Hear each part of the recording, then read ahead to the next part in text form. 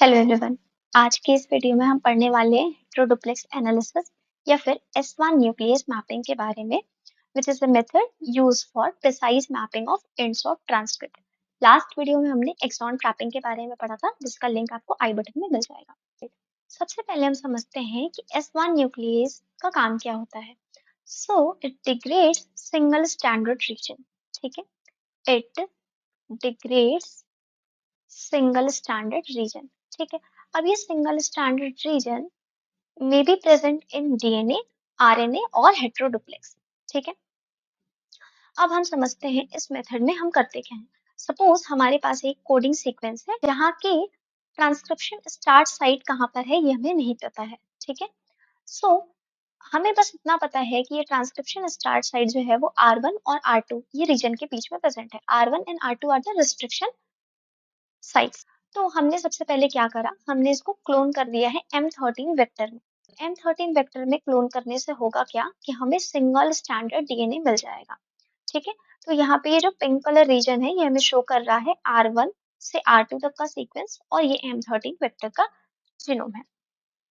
Now we are going to anneal the RNA. ये जो gene था इससे जब mRNA बनेगा सपोज, तो mRNA कहाँ से कहाँ तक का बनेगा, ट्रांसक्रिप्शन स्टार्ट साइट से लेकर के पूरा mRNA पूरे जीन का बनेगा, जहाँ पे हमें ट्रांसक्रिप्शन स्टार्ट साइट से R2 तक का सीक्वेंस मिल जाएगा, है ना।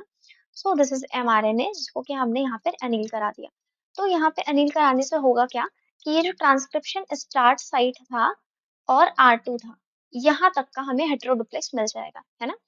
अब आप एक चीज समझो, जैसे इस जीन में क्या था, इस जीन में पूरा सीक्वेंस था R1 R2 और सपोज कहीं यहाँ पर ट्रांसक्रिप्शन स्टार्ट साइट प्रेजेंट था।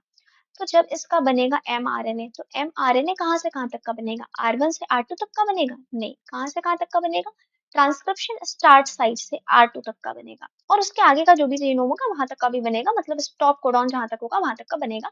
यहाँ पर हम बात कर रहे हैं R1 से R2 तक की। ठीक है, तो जब इस mRNA को हमने यहाँ पर इस सिंगल स्टैंडर्ड डीएनए के साथ अनील कराया, तो होगा क्या, ये जो रीजन है mRNA का from transcription start site to R2, ये जाकर के यहाँ पर ज्वाइन हो जाएगा। ये सेम चीज है, यहाँ पर ये ज्वाइन हो गया है, तो ये क्या है, यहाँ पे है ट्रांसक्रिप्शन स्टार्ट साइट और यहाँ पे है R2। उसके बाद हमने इसको ट्रीट किया है S1 न्यूक्लियस से। Let me zoom it for you.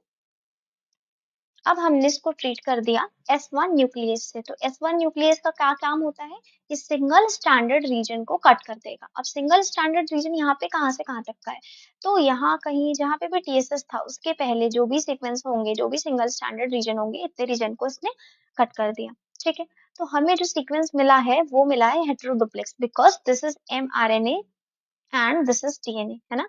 तो डीएनए आरएनए का हाइब्रिड हमें मिल गया है, और यहाँ पे ये है ट्रांसक्रिप्शन स्टार्ट साइट से लेकर के R2 तक का सीक्वेंस। अब नेक्स्ट हमने इसको अल्कली से ट्रीट किया। तो अल्कली से ट्रीट करने पे क्या होगा कि ये जो आरएनए है ना, ये वाला जो आरएनए है ये डिग्रेड हो जाएगा। तो डिग्रेड हो जाएगा तो बचेगा क्या, यहाँ पे बच जाएगा हमारे पास डीएनए। अब हम इसका कर देंगे इलेक्ट्रोफोरेसिस, और जब हम इसको विजुअलाइज करेंगे तो हमें पता चल जाएगा कि ये जो ट्रांसक्रिप्शन स्टार्ट साइट है और R2 है, इसके बीच का डिस्टेंस क्या था।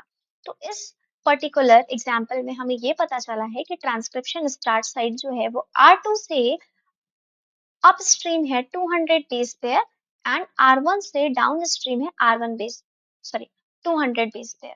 ठीक है, क्योंकि R1 से R2 के बीच का डिस्टेंस आप यहाँ पे देखो, R1 से R2 के बीच का डिस्टेंस हमें दे रखा है 400 बेस पेयर। तो अगर R2 से यहाँ कहीं ट्रांसक्रिप्शन स्टार्ट साइट 200 अपस्ट्रीम है, तो R1 से 200 बेस पेयर डाउनस्ट्रीम प्रेजेंट होगा। ठीक है, बट इस मेथड का ना एक छोटा सा लिमिटेशन है। ठीक है, अब वो लिमिटेशन क्या है कि अगर सपोज, यहाँ पर देखते हैं, अगर सपोज हमारे पास ये डीएनए सीक्वेंस था, ठीक है, यहाँ पे प्रेजेंट है R1, यहाँ पे प्रेजेंट है R2, और ट्रांसक्रिप्शन स्टार्ट साइट ना R1 के भी अपस्ट्रीम कहीं प्रेजेंट है। ठीक है, तब जब हम यहाँ पर mRNA करेंगे, इसका ट्रांसक्रिप्शन करेंगे और यहाँ पे mRNA बनेगा, तो ये mRNA क्या होगा, R1 R2 और ट्रांसक्रिप्शन स्टार्ट साइट इसका कहीं यहाँ पर होगा, है ना। तो जब हम इसको क्लोन करेंगे और फिर जब हम हेटेरोडुप्लेक्स देखेंगे, यहाँ पर जो बनेगा हेटेरोडुप्लेक्स, वो क्या होगा कि यहाँ पे R1 से R2 के बीच में यहाँ पे हेटेरोडुप्लेक्स हमें मिलेगा, जबकि ट्रांसक्रिप्शन स्टार्ट साइट तो यहाँ पे कहीं फ्लैंक कर रहा होगा। बट क्योंकि R1 से R2 के बीच का ही सीक्वेंस यहाँ पे हमने क्लोन कराया है, क्योंकि रेस्ट्रिक्शन साइट यहाँ पे प्रेजेंट है, जिसकी वजह से हमें ट्रांसक्रिप्शन स्टार्ट साइट जो कि अपस्ट्रीम है वो यहाँ पर हमें नहीं मिल पाएगा जब हम शेल रन करेंगे तो। So this is all about heteroduplex analysis or S1 nucleus mapping. I hope everything is clear to you. Please do like the video and thank you so much.